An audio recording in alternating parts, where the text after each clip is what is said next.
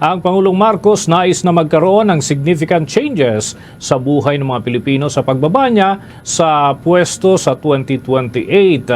At aminado rin daw siya na nabola ng ilang mga opisyal. Alamin natin kung sino-sinong nambola kay Pangulong Marcos. May balita si Bombo Annalise Soberano. Nais ni Pangulong Ferdinand Marcos Jr. na magkaroon ng significant changes o pagbabago sa buhay ng mga Pilipino bago pa man siya bumaba sa pwesto sa 2028.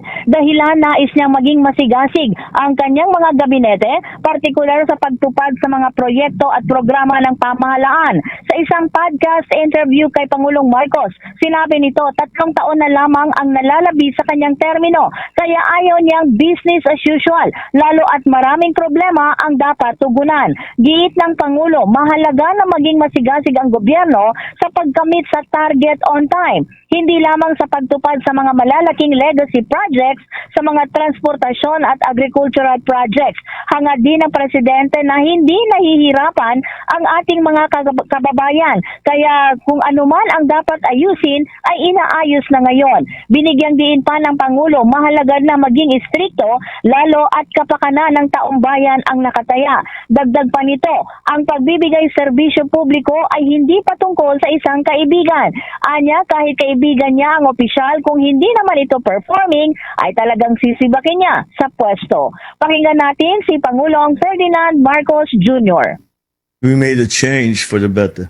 This has been my guide in all the positions I've taken. The worst thing that can happen is umupo ka doon sa position mo, na nagsilbi ka, umalis ka, walang pinagbago. So I absolutely insist that in 2028, when I leave this office, there are significant and tangible changes for the better in the life of each Filipino.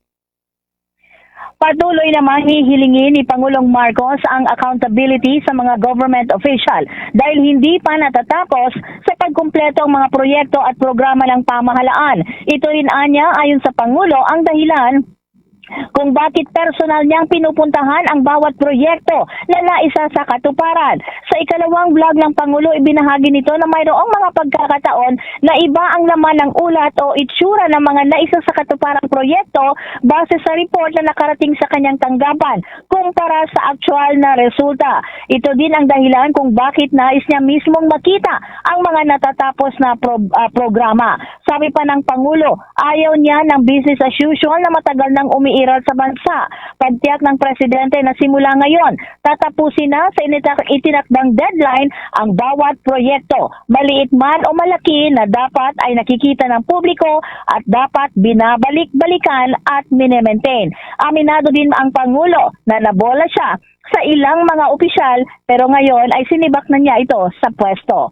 Pakinggan natin muli si Pangulong Ferdinand Marcos Jr. Hindi ka nakakasiguro, halimbawa, may report, napakaganda ng lahat. Pero may kaibigan ka na tiga doon. Sabihin, boss, hindi totoo yan. Hindi nila natapos. Talaga? Oo. Ay kapunta natin. Yun. Pag-explainin mo yung tao. Siyempre, kung ano yung mga paliwanag na, hindi mo pala kaya, sige, paltang kita. Hanap tayo ng mas magaling. Marami na. Marami na. Hindi na lang namin ina-announce kasi, just get, ako, trabaho to, just, if you're not helping, get out of the way.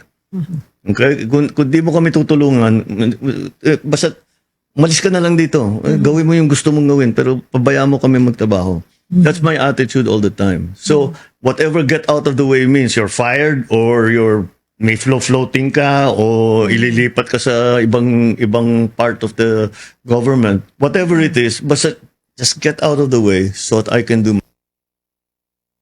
Si Pangulong Ferdinand Marcos Jr.